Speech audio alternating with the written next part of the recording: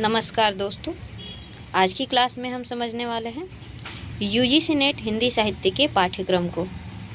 पिछले 2 क्लासों में हम यूजीसी नेट हिंदी साहित्य के पाठ्यक्रम में से इकाई 5 तक के सभी महत्वपूर्ण तथ्यों का विश्लेषण सिलेबस को देखते हुए कर लिया है। आज हम देखेंगे इकाई 6 से लेकर के 10 तक। इकाई 5 में हम देख रहे थे हिंदी कविताओं की सभी महत्वपूर्ण जानकारियाँ, जैसे उनके प्रकाशन वर्ष, काव्य संग्रह के नाम, ठीक, लेखक का नाम और उनसे संबंधित जितने भी सर्ग या अंक, जो भी महत्वपूर्ण चीज़ें थी वो हमने हिंदी कविता से देखा हुआ है पिछले वीडियो में। आप चाहे तो उसको देख सकते हैं। आज की वीडियो में हम इकाई 6 से लेकर 10 तक बात करेंगे, जिसमें गद्य साहित्य की जो हिंदी गद्य की जो विभिन्न विधाएँ हैं, जैसे उपन्यास है, कहानी है, नाटक है, निबंध है और जो अन्य विधाएं हैं जैसे कि रेखा चित्र है, संस्मरण है, जीवनी है, आत्मकथा, यात्रा वृत्तांत, जो भी सिलेबस में लगा हुआ है उनके प्रकाशन वर्ष, ठीक, उनके कितने खंड हैं, वो कब प्रकाशित हुए, उनकी मुख्य विषय वस्तु क्या है, या फिर उपन्यास या कहानियाँ हैं तो वो उसकी पृष्ठभूमि क्या है, इन सभी महत्वपूर्ण तथ्यों पर हम आज बात करने वाले हैं। आइए देखते हैं। इकाई 6 है हिंदी उपन्यास। हिंदी उपन्यासों में सबसे कौन कौन से उपन्यास लगे हुए हैं? सबसे पहले है देवरानी जेठानी की कहानी। यह उपन्यास जो है प्रकाशित होता है 1870 ईस्वी में। यह एक बनिया परिवार की कथा को आधार बनाया गया है और इसे स्त्री शिक्षा, ठीक है, इस उपन्यास के माध्यम से लेखक ने स्त्री शिक्षा देने का जो है कार्य किया है। यह 1870 में आता है। पंडित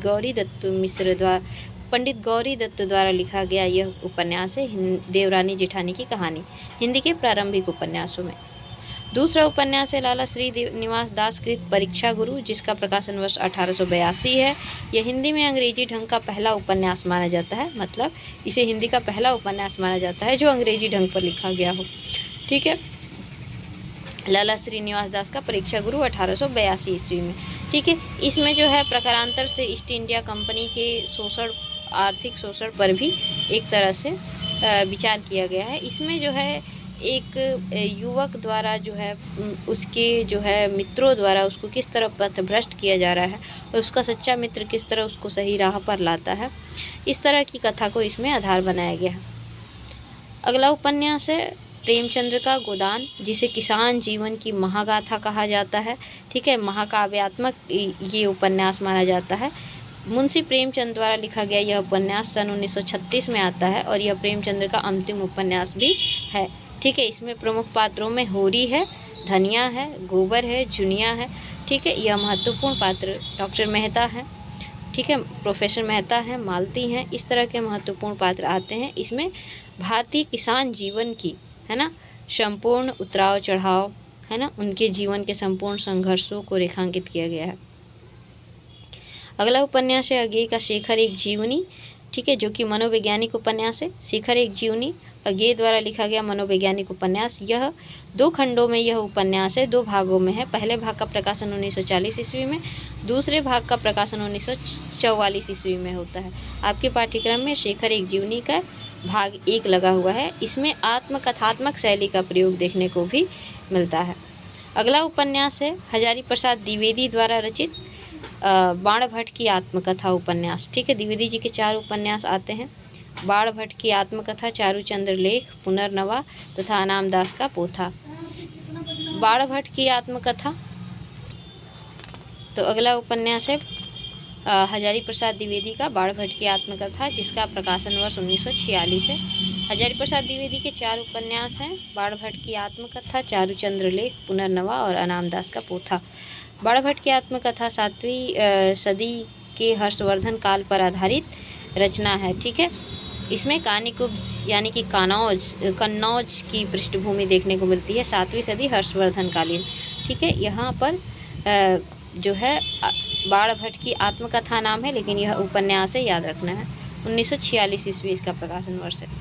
अगला उपन्यास है फणीश्वरनाथ रेणु का मैला आंचल, जो कि 1954 में आता है। यह एक आंचलिक उपन्यास है। इसमें बिहार के पूर्णिया जिले के मेरीगंज गांव को आधार बनाया गया है। इस उपन्यास की प्रमुख विशेषता यह है कि इसमें कोई प्रमुख नायक नहीं है, इसमें संपूर्ण गांव यानी अंचल ही इसके नायक के रूप में उभरता है, ठीक है। तो यह एक आंचलिक उपन्यास है। फणीश्वरनाथ रेणु का मैला आंचल 1954। अगला उपन्यास है यशपाल का झूठा सच, जो कि 2 भागों में प्रकाशित उपन्यास है। पहले भाग का प्रकाशन 1958 में, दूसरे भाग का प्रकाशन 1960 में होता है। ठीक है, इसमें लाहौर को पृष्ठभूमि बनाया गया है। इसके पहले 2 भाग हैं इसके। तो पहले भाग का नाम है वतन और देश, और दूसरे भाग का नाम है देश का भविष्य। ठीक है, यशपाल का झूठा सच। अगला उपन्यास है अमृतलाल नागर का मानस का हंस। मानस का हंस 1972 में प्रकाशित यह एक तरह का जीवनी परक उपन्यास है, जिसमें तुलसीदास के जीवन को आधार बनाया गया है। ठीक है, इसमें काम और राम के द्वंद्व जो है नज़र आता है इसमें। ठीक, अगला उपन्यास है भीष्म शाहनी का तमस। तमस उपन्यास 1973 की रचना है। इसमें हमें राजनीतिक बोध देखने को मिलता है। और तमस उपन्यास को जो है 1973 की ये रचना है। 1975 में इसे साहित्य अकादमी पुरस्कार से सम्मानित किया गया। ठीक है, इसमें हमको जो है सांप्रदायिकता, ठीक, और उसके दुष्परिणाम देखने को मिलते हैं। ठीक है, सांप्रदायिक दंगे एक तरह से इसमें देखने को मिलते हैं। ठीक है, भीष्म शाहनी का तमस उपन्यास। अगला उपन्यास है श्रीलाल शुक्ल का राग दरबारी, जो कि 1968 की रचना है। यह एक तरह से यह व्यंग्यात्मक उपन्यास है। इसमें जो है शिवपालगंज को इसकी पृष्ठभूमि है। इसका जो पृष्ठभूमि है गांव का, वो शिवपालगंज है। 1971 में इसको साहित्य अकादमी पुरस्कार मिलता है। 1968 की ये रचना है श्रीलाल शुक्ल की राग दरबारी। अगला उपन्यास है कृष्णा श्रोवती का जिंदगी नामा उपन्यास 1979 में आता है 79। जिंदगी नामा उपन्यास 1979 में आता है और 1980 में इसको साहित्य अकादमी पुरस्कार से पुरस्कारित किया जाता है। ठीक है, पंजाब की पृष्ठभूमि है ये। ठीक है, अगला उपन्यास है मनु भंडारी का आपका बंटी, जो कि 1971 में आता है। 1971 में आया ये उपन्यास। इसमें तलाकशुदा दंपति के जो है संतान का किस तरह से उसकी उपेक्षात्मक परिणति होती है। तलाकशुदा दंपति के संतान को यानी कि बंटी को केंद्र में रख करके ये उपन्यास लिखा गया है। इसमें बाल मनोविज्ञान भी हमें देखने को मिलता है। आपका बंटी 1971। अगला उपन्यास है जगदीश चंद्र माथुर का धरती धन्ना अपना 1972 की यह रचना है। इसकी जो है पंजाब की पृष्ठभूमि है और यह दलित जीवन पर आधारित है। ठीक है, धरती धन्ना अपना जगदीश चंद्र का 1972 में। तो ये हो गए हिंदी में कितने महत्वपूर्ण उपन्यास हैं। अगला इकाई 7 है हिंदी कहानियों से रिलेटेड। हिंदी कहानियों में कौन कौन सी महत्वपूर्ण कहानियाँ लगी हुई हैं। राजेंद्र बाला घोष यानी बंग महिला, जो कि हिंदी की पहली कहानी लेखिका मानी जाती हैं, उनके द्वारा लिखित कहानी है चंद्रदेव से मेरी बातें। ठीक है, चंद्रदेव से मेरी बातें ये पहली बार निबंध के रूप में प्रकाशित हुई थी 1904 में सरस्वती पत्रिका में। तो यह एक निबंध के रूप में भी आ जाती है, नहीं तो इसको कहानी भी है। ठीक है, यह पत्रात्मक शैली में है और इसके माध्यम से लॉर्ड कर्जन पर व्यंग्य किया गया है। ठीक है, बंग महिला का चंद्रदेव से मेरी बातें। अगला उनकी कहानी लगी है बंग महिला की ही दुलाई वाली, जो कि 1907 में प्रकाशित होती है सरस्वती पत्रिका में। ठीक है, अगली कहानी है माधवराव सप्रे की कहानी है एक टोकरी भर मिट्टी। एक टोकरी भर मिट्टी का प्रकाशन 1901 में होता है छत्तीसगढ़ मित्र पत्रिका में।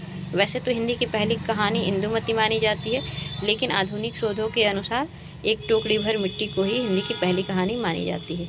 यह छत्तीसगढ़ मित्र पत्रिका में प्रकाशित होती है। अगली कहानी है सुभद्रा कुमारी चौहान द्वारा रचित राही। ठीक है, राही कहानी 1947 में प्रकाशित होती है।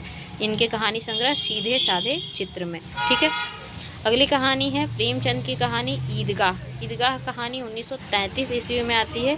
चांद पत्रिका में इसका प्रकाशन होता है। ठीक है, इसमें भी हमको बाल मनोविज्ञान या बाल जीवन का चित्रण देखने को मिलता है हामिद के माध्यम से। ठीक है, और दूसरी उनकी कहानी है दुनिया का सबसे अनमोल रतन, जो कि 1907 में आती है। यह सोजे वतन कहानी संग्रह में संकलित है। ठीक है, प्रेमचंद के सोजे वतन कहानी संग्रह में दुनिया का सबसे अनमोल रतन 1907 ईस्वी। अगली कहानी है राजा राधिका रमण प्रसाद सिंह की कानों में कंगना। कानों में कंगना 1913 की कहानी है। 1913 में प्रकाशित हुई इंदु पत्रिका में। ठीक है, इसके बाद अगली कहानी के रूप में देखते हैं चंद्रधर शर्मा गुलेरी की कहानी उसने कहा था। सर्वाधिक चर्चित कहानी, हिंदी कहानियों में इसे मील का पत्थर माना जाता है, उसने कहा था। सरस्वती पत्रिका में प्रकाशित, अमृतसर की पृष्ठभूमि है, पंजाब की पृष्ठभूमि है, और ये प्रथम विश्व युद्ध के दौरान की एक प्रेम कथा है। ठीक है, प्रथम विश्व युद्ध को आधार बनाया गया है, और यह फ्लैशबैक शैली का इसमें प्रयोग देखने को मिलता है। ठीक है, 1915 की कहानी है, बहुत ही सुंदर कहानी। चंद्रशेखर शर्मा गुलेरी हिंदी साहित्य में विशेष तौर पर अपनी इस कहानी के लिए ही जाने जाते हैं, उसने कहा था। अगली कहानी है जयशंकर प्रसाद द्वारा रचित आकाशदीप कहानी, जो कि 1929 या 1928 या 1929 में आती है। आकाशदीप नामक कहानी संग्रह में ही यह संकलित है। ठीक है, प्रसाद जी की कहानी आकाशदीप। उसके बाद अगली कहानी है अपना अपना भाग्य, जैनेन्द्र की कहानी। जैनेन्द्र की कहानी अपना अपना भाग्य 1931 में वातायन कहानी संग्रह में प्रकाशित होती है। ठीक, वातायन कहानी संग्रह जैनेन्द्र का है। और अगली एक महत्वपूर्ण कहानी है पर्दा, जो कि यशपाल की कहानी है, 1944 में आती है। इसके बाद अगली महत्वपूर्ण कहानी देखते हैं। फणीश्वरनाथ रेणु की 2 कहानियाँ लगी हुई हैं, तीसरी कसम और लाल पान की बेगम। तीसरी कसम कहानी 1958 में ठुमरी कहानी संग्रह में संकलित है, और लाल पान का बेगम तीसरी कसम जो है कहानी 1956 में प्रकाशित होती है। ठीक, और लाल पान की बेगम कहानी 1958 में प्रकाशित होती है ठुमरी कहानी संग्रह में। फणीश्वरनाथ रेणु की अन्य कहानियों में तीसरी कसम, लाल पान की बेगम के अलावा पंचलाइट और रसप्रिया भी इनकी महत्वपूर्ण कहानियां हैं।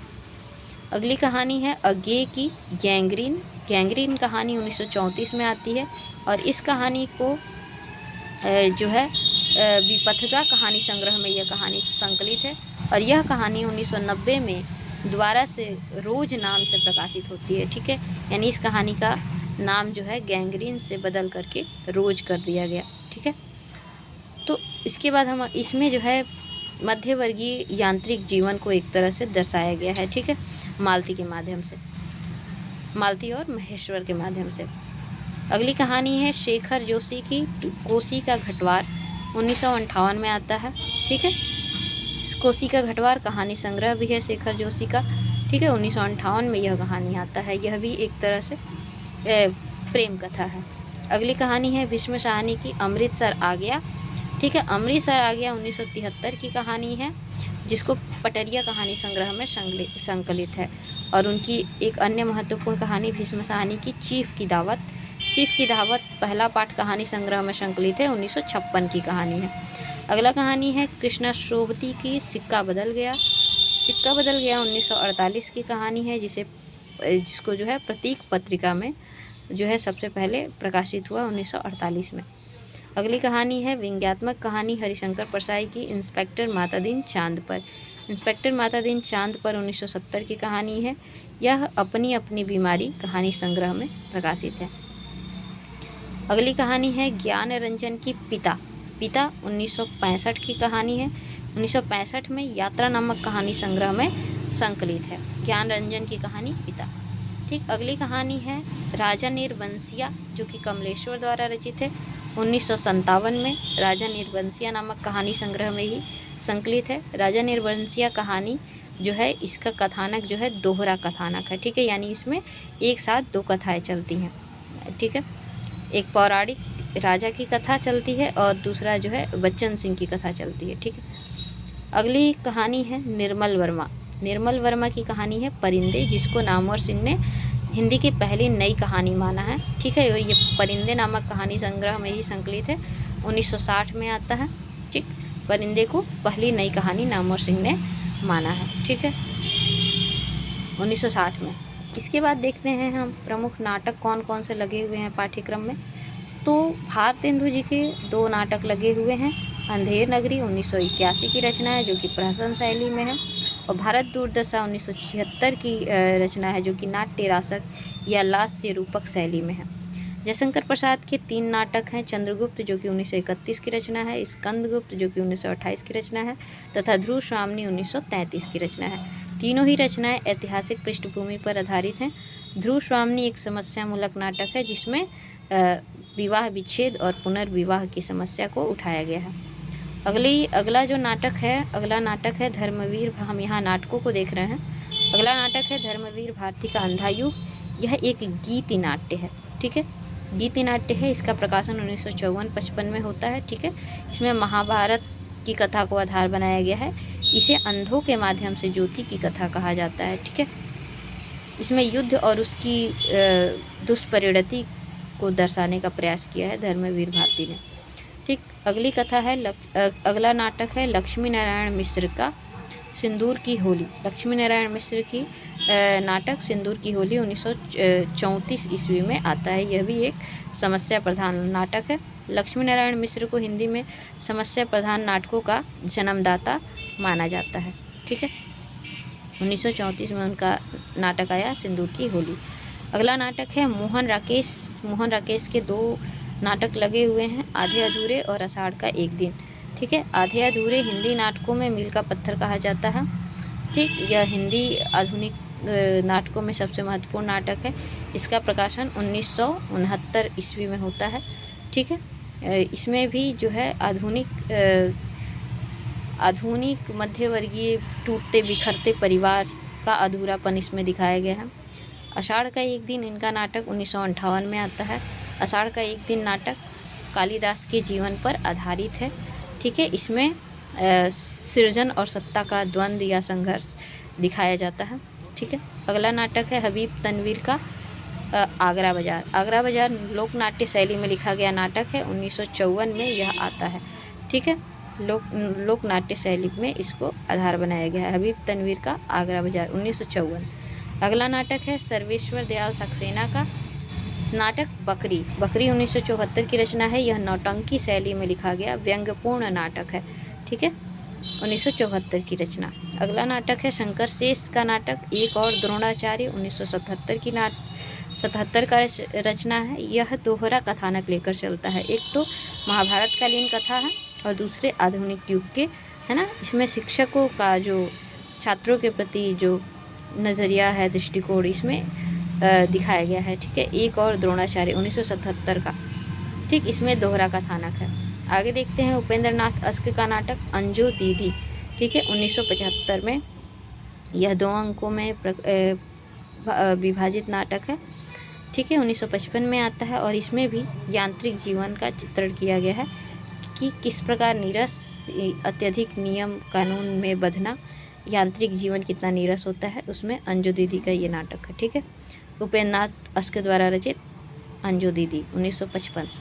अगला नाटक है मनु भंडारी का महाभोज नाटक सर्वप्रथम उपन्यास के रूप में आया था 1979 ईस्वी में। बाद में यह नाटक के रूप में रूपांतरित होता है 1983 ईस्वी में। यह नाटक 11 दृश्य हैं। इसमें कोई अंक नहीं है बल्कि 11 दृश्य हैं। महाभोज नाटक राजनीतिक नाटक है, ठीक। अब हम देख लेते हैं हिंदी निबंधों को। तो भारतेंदु के निबंध है दिल्ली दरबार दर्पण, जो कि 1977 में लगे दिल्ली दरबार का इसमें चित्रण मिलता है। यह 1984 का निबंध है। और भारतवर्षोन्नति कैसे हो सके, यह भी निबंध 1984 में आता है। इसमें भारतेंदु हरिश्चंद्र का प्रसिद्ध बलिया वाला व्याख्यान, ठीक है, जो उन्होंने बलिया के ददरी मेले में व्याख्यान दिया था, उस पर आधारित है। यह व्याख्यान को निबंध के रूप में संकलित किया गया है, ठीक है। इसके बाद के निबंधों को हम देख लें तो प्रताप नारायण मिश्र का शिव मूर्ति निबंध है। ये भी 19वीं सदी के अंतिम वर्षों में लिखा गया निबंध है, ठीक। बालकृष्ण भट्ट का निबंध शिव शंभू के चिट्ठे 1904-05 में भारत मित्र पत्रिका में प्रकाशित होता है। इसमें लॉर्ड कर्जन को संबोधित किया गया है। अगला रामचंद्र शुक्ल का जो निबंध है कविता क्या है, यह 1939 में प्रकाशित होता है। उनके प्रथम चिंतामणि जो उनका निबंध संग्रह है उसके पहले भाग में 1939 में, लेकिन यह निबंध सर्वप्रथम सरस्वती पत्रिका में 1909 ईस्वी में छपा था। कविता क्या है। अगला निबंध है हजारी प्रसाद द्विवेदी का नाखून क्यों बढ़ते हैं। 1951 में कल्पलता निबंध संग्रह में संकलित है, ठीक है। हजारी प्रसाद द्विवेदी ललित निबंधकार कहलाते हैं।